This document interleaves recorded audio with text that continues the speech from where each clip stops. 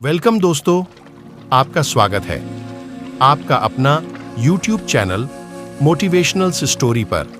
अगर आपको वीडियो अच्छा लगे तो वीडियो को लाइक करें और चैनल पर नए हो तो चैनल को सब्सक्राइब करें और बेल आइकन दबाना ना भूलें।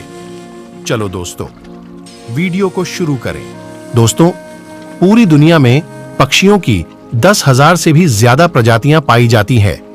सभी के वही दो पंजे, दो पंख और एक गर्दन होती है, लेकिन इन्हीं में से एक ऐसा पक्षी है जिसकी एक अलग ही पहचान है, जो आसमान का सीना चीर के हजारों मीटर ऊपर 120 किलोमीटर की रफ्तार से उड़ता है, जो खुद के कई गुना अधिक वजन के शिकार को भी अपने पंजों पे दबोचकर उड़ जाता है। और इसीलिए उसे पक्षियों का राजा कहा जाता है, जिसे हम बाज के नाम से जानते हैं। और एक बाज इतना ऊंचा मुकाम हासिल करता है अपनी ट्रेनिंग और अपनी पुनर्जन्म की वजह से।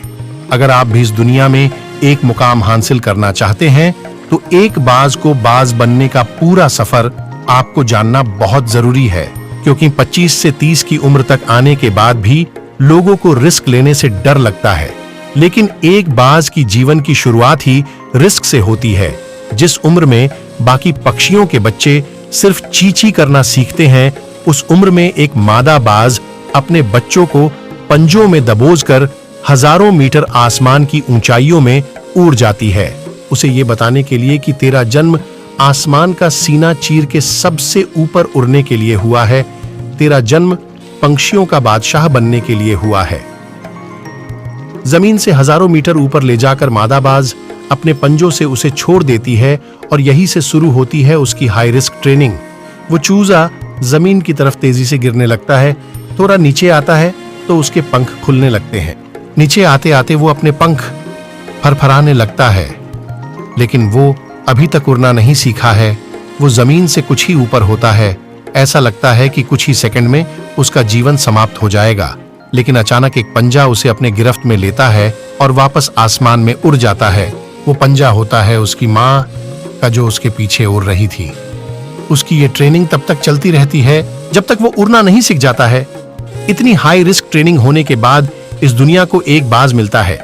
बारिश के वक्त जब सारे पक्षी आश्रय की तलाश करते हैं, तब यही बाज उसी बारिश में आसमान को चीरते हुए ऊपर निकल जाता है और बादल से कहता है, तू बरस ले, कितना बरसेगा, और फिर नीचे आकर चैलेंज करता है। एक बाज की उम्र लगभग 70 साल होती है।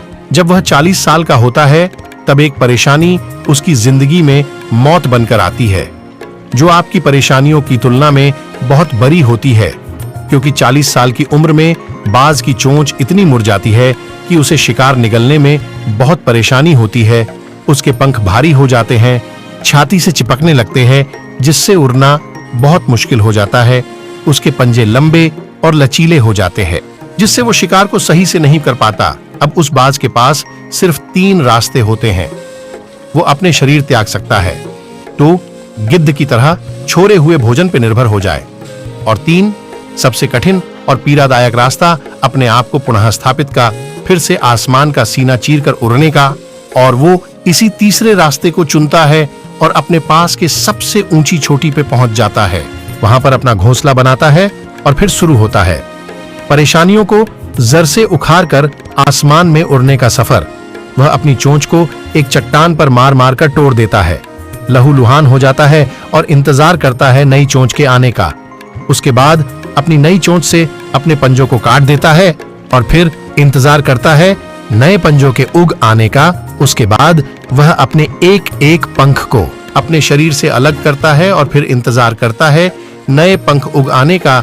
और इस प्रक्रिया में उसे समय लगता है पूरे 5 महीने का। इन 5 महीनों के कड़ी तपस्या से एक बाज का पुनः जन्म होता है। वो फिर से तैयार हो जाता है। आसमान का सीना चीरकर उड़ने के लिए जो 3 रास्ते बाज के पास थे, वही 3 रास्ते आपके पास होते हैं। लेकिन कुछ लोग पहले रास्ते को चुनते हैं और परेशानियों के तले दबकर सुसाइड कर लेते हैं। ज्यादातर लोग दूसरे रास्ते को चुनते हैं। वो परेशानियों का बोझ पड़ते ही अपने लक्ष्य को छोड़कर एक नॉर्मल लाइफ जीने लगते हैं। और कुछ वो लोग भी होते हैं जो इस परेशानियों को लात मारकर अपनी मेहनत के दम पर बाज की तरह आसमान की बुलंदियों को छूते हैं।